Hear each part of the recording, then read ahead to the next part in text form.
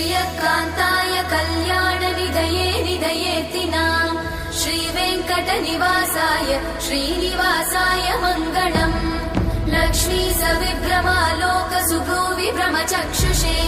चक्षुषे सर्वलोकानां वेङ्कटेशाय मङ्गलम्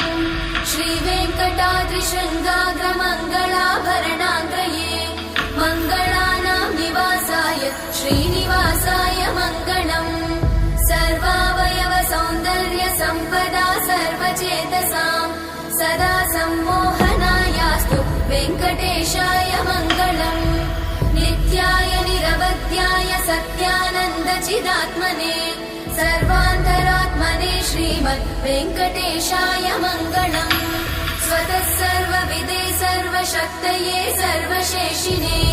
सुलभाय सुशीलाय वेङ्कटेशाय मङ्गलम्।